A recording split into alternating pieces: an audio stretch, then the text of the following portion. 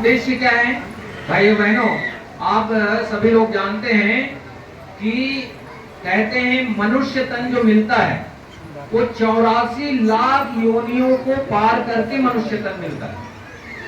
और आप हमारा शरीर जो है नश्वर है और आत्मा को अजर अमर कहा गया है। आत्मा कभी किसी की मरती नहीं है।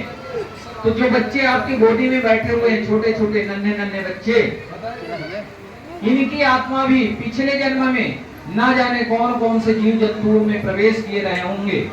उसमें से जो बुरे संस्कार लेकर के आते हैं उनको छोड़ा कर्म संस्कार के माध्यम से इनके जीवन से हटाना और अच्छे संस्कारों का बीजारोपण करना, ये इस चूड़ा कर्म संस्कार का मूल उद्देश्य है।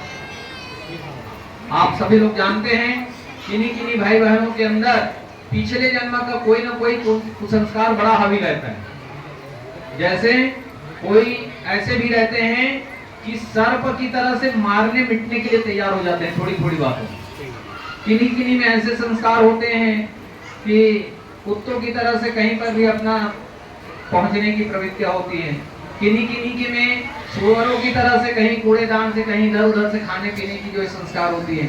किन्हीं को जोगी की तरह पिपासु, आपका भले जो भी हो, आप भले सत्यानाश हो जाए लेकिन हमारा अपना बनना चाहिए। ये कईयों की वृत्तियां होती है। तो ये क्या है, पिछले जन्म का निश्चित ही हर आदमी यदि चिंतन करेंगे तो कहीं ना कहीं कोई ना कोई जीव जंतुओं का तो संस्कार हम सबके जीवन में बना है।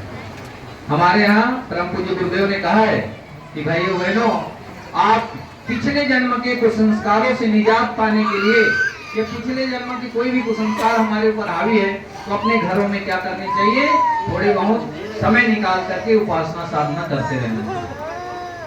आप सभी भाई बहनों से हमारा निवेदन है, यदि आप करते हो तो बहुत अच्छी बात है, नहीं करते हो तो आज के बाद भगवान ने हमें 24 घंटा दिए हैं। स्नान करने के बाद दीपक अगरबत्ती वगैरह जला के कम से कम 15-20 मिनट उपासना जरूर करें। उपासना अर्थात भगवान के पास बैठना। जिनके पास बैठेंगे उनके जैसे हम निश्चित ही बनेंगे। गंगा माँ के पास बैठते हैं तो गंगा माँ की ठंडकता हमको मिलती है। आग के पास बैठते हैं तो आग की गर्मी मिलती है। इसी तरह से कहीं हम भगवान के पास बैठेंगे, पूजा वेदी पर, पूजा स्थल पर बैठेंगे, निश्चित ही हमारे अंदर सद्गुण आएगा, अच्छा विचार आएगा।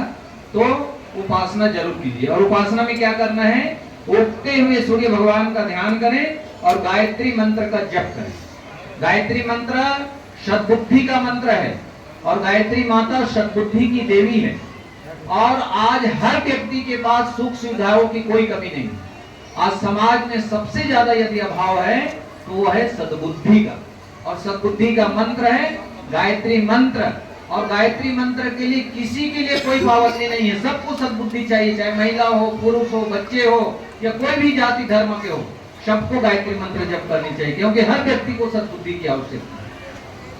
तो आप 15-20 मिनट अपने घरों में जब भी समय मिले, यदि स्नान करके तुरंत आप कुछ समय निकाल लेते हैं तो बहुत अच्छी बात है, और नहीं तो जब भी समय मिले आप 15-20 मिनट उपासना जरूर कीजिए, ठीक है ना।